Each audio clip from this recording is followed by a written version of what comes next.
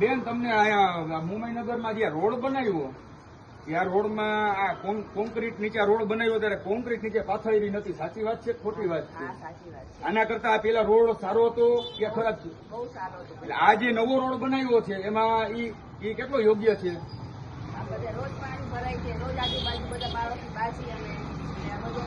એટલે જો આ બેનો બધા એમ કે છે કે દરરોજ અમારે આજુબાજુના પાડોશીઓનો ઝઘડા થાય છે ને તેનો, આના કરતા પેલા આની પેલા જે રોડ હતો એ સારો હતો કે ખરાબ હતો?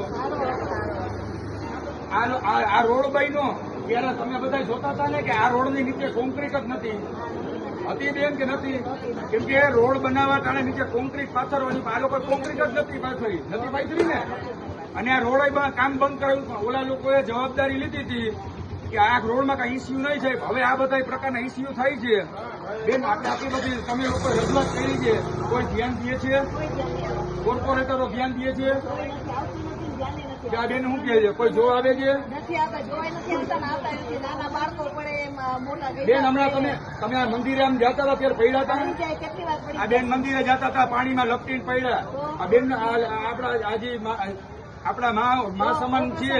આ બેનના પગ આ બે બેનનો પગ ભાંગી ગયો, ઇસ્યુ થયું હતો એની જવાબદારી કોની રહે? તમે લોકો આ રીતના ભ્રષ્ટાચાર રોડમાં કરો છો. તમે બધા જવાબદારી લીધી હતી કે આમાં કાંઈ પણ પ્રકારના ઇસ્યુ નહીં આવે, તોય કેમ ઇસ્યુ આવ્યા?